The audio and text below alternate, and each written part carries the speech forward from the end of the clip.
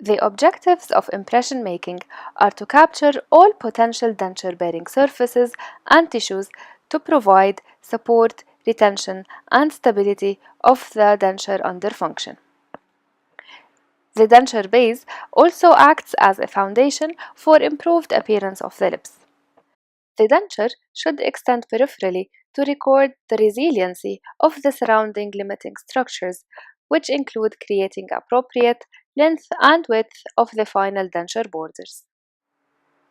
A custom tray is used to make the final impression for an edentulous patient. Individual or custom trays have borders that can be adjusted so they control the movable soft tissues around the impression and do not disturb them.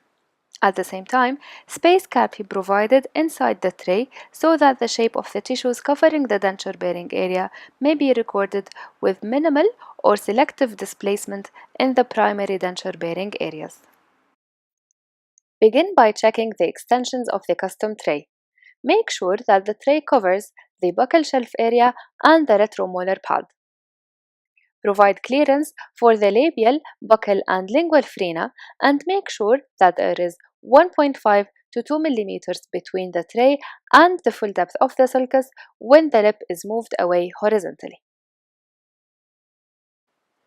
Once the tray is fully seated, move the lower lip away from the vestibule to check the labial and the buccal extensions. Retraction of the lip and cheeks would activate the buccal and the labial frena and make it easier to visualize the extensions. To check the lingual extensions, use a mirror in the distolingual area and ask the patient to elevate and protrude their tongue. If the tray is displaced, then the lingual borders are overextended and you need to adjust them.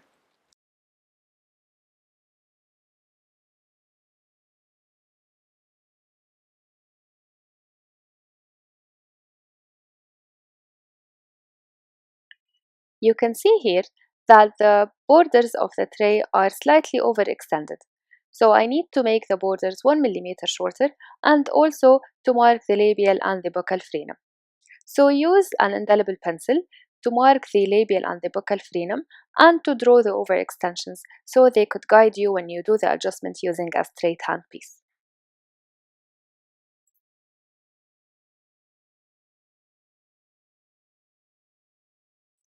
So here I'm using an indelible marker to mark the desired borders on the tray, as this would guide me when I do the reduction.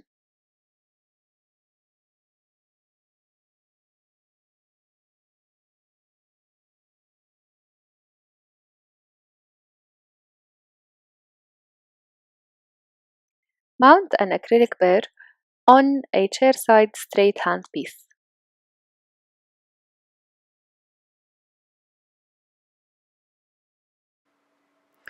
Use the burr to remove all overextensions and to provide relief for the labial and the buccal frena.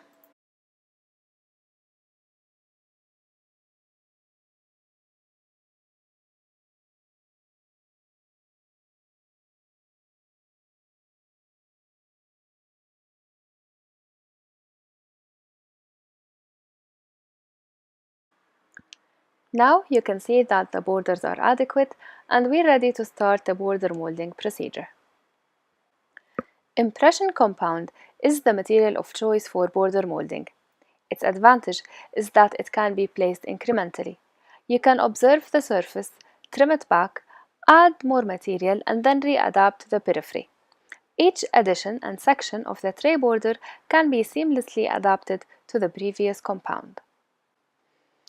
Impression compound is a mixture of waxes and thermoplastic resin plus fillers that increase the viscosity at high temperatures and provide rigidity at room temperature. The material is softened by heat over a flame. Move the material over the flame and don't allow it to ignite or boil. Once the material has softened, you will realize that it becomes a bit glossy. Now it's time to apply the material on the borders of the tray. Use the stick as a pen and apply it on the borders of the tray, and as we're doing this segment by segment, we'll do the labial segment first.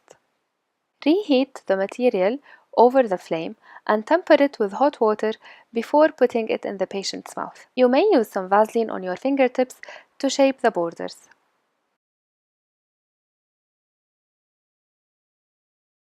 Once you're happy with the appearance of the material, you may now transfer to the patient's mouth and start border molding.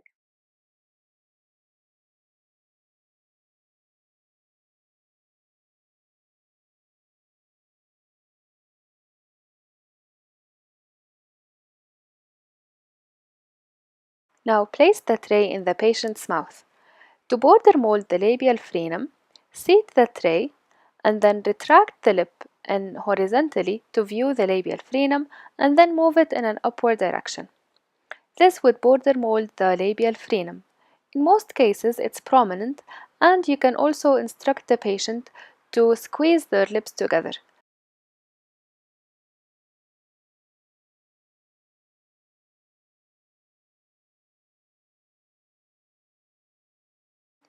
Once removed from the patient's mouth, dry the tray and inspect it under good light.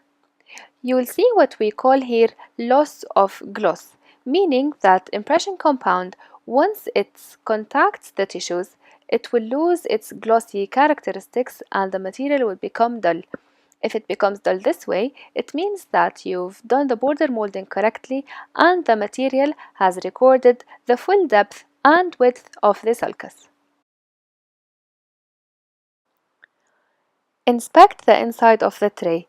Make sure that no material or no impression compound material extends beyond the height of the tray border inside the tray, as we'll be using zinc oxide using or later to make the impression on the fitting surface. So heat the lacron carver and remove all excess material from the inside of the tray.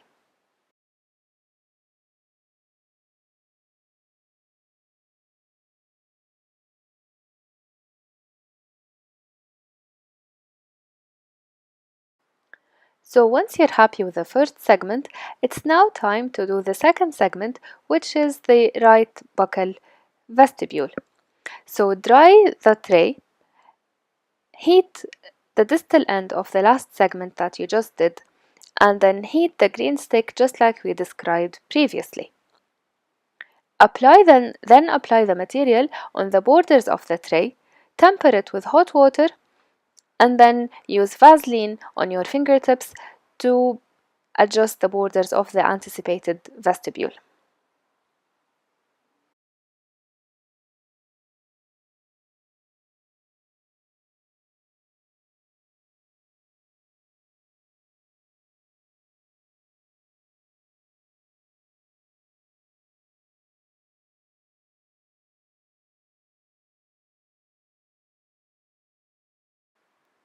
Seat the tray into the patient's mouth. Hold the patient's cheeks between your index finger and your thumb and start moving the cheeks in an outward and then upward direction. This is to border mold the buccal frenum and the buccal vestibule.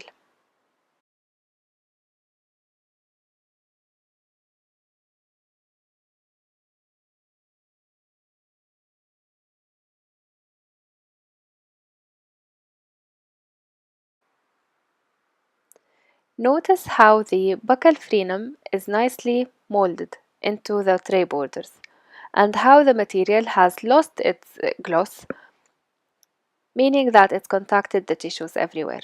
So as you can see here that there is an excess material inside the tray, so use a sharp carver to remove the material from the inside.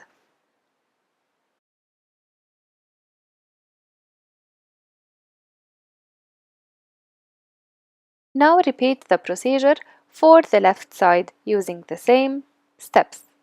So first apply the material on the borders, heat it above the flame, and then temper it in hot water.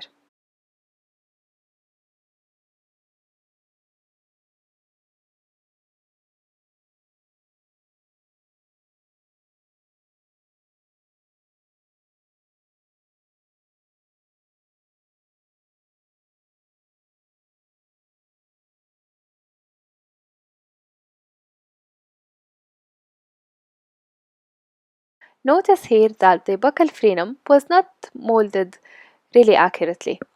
So you can reheat this segment, apply more material, and then reseat it in the patient's mouth to fully record the buccal frenum.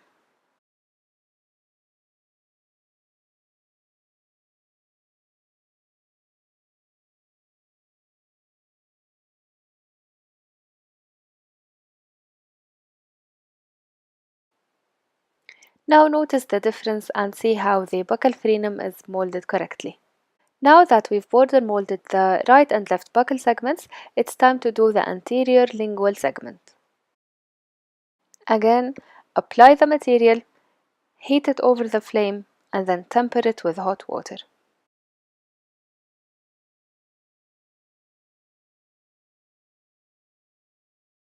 Ask the patient to follow the instructions to border mold the anterior lingual segment. Elevate the tongue, protrude, move to the right, and then to the left, and then swallow.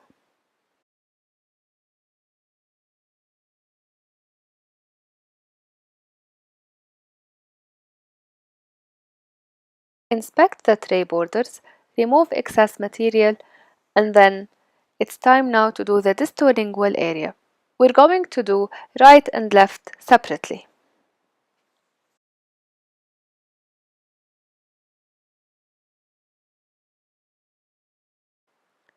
One more time, apply, heat, temper.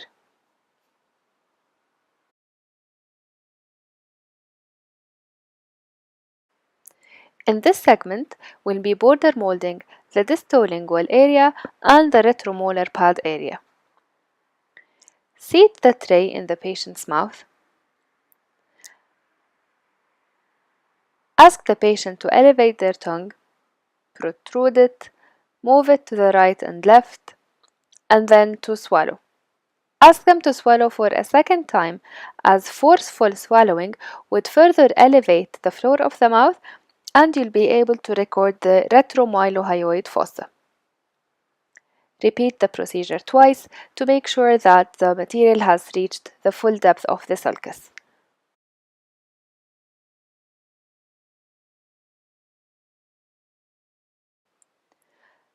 So when you look at the borders, you should be looking at a slight curve in the distolingual area, meaning that you've recorded the retromylohyoid fossa properly. And you should be looking at seamless transition between the different segments. So make sure that you heat the distal end of the previous segment before making a new addition. And now repeat the same procedures for the left distolingual area and the retromolar pad area.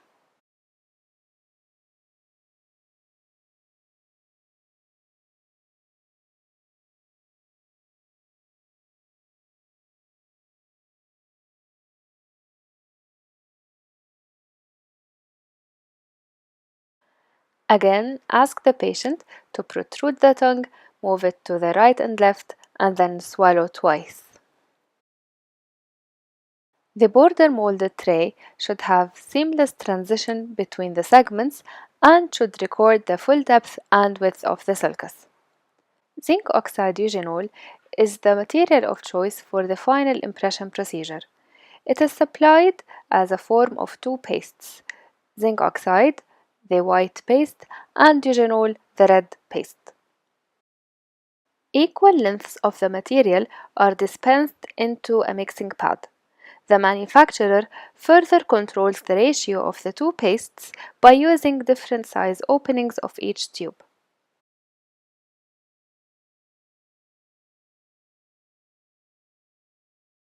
The material is mixed using a spatula on a mixing pad. Use the side of the spatula to collect the material and spread it over the mixing pad in a figure-8 motion until a homogeneous mix is achieved. Initial set of the material is 3 to 5 minutes and full setting is achieved in 10 minutes.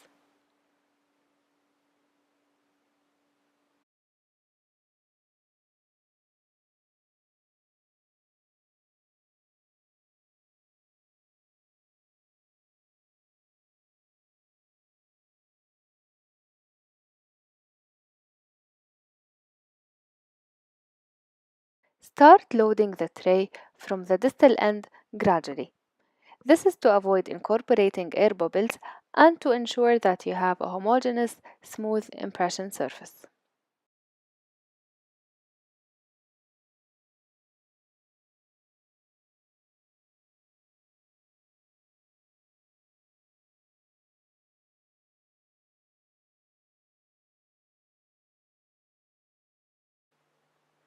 Apply Vaseline on the patient's face.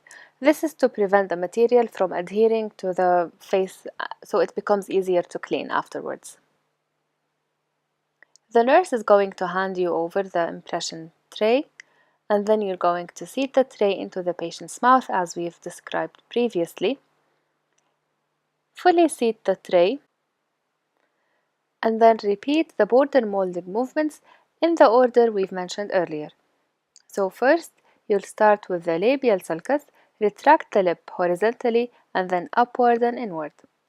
Border mold the right and left buccal vestibules and then ask the patient to protrude the tongue, move it to the right and left, to the back and then swallow.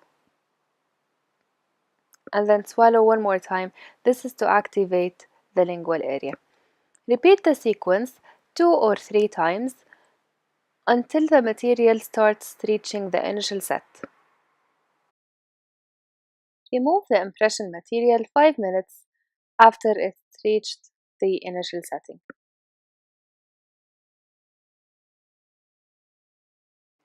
Inspect the impression and make sure that you've captured all anatomic details. Disinfect the impression in 2% glyceraldehyde solution for 5 minutes. Rinse it and dry it well and then send it to the lab for the construction of record blocks.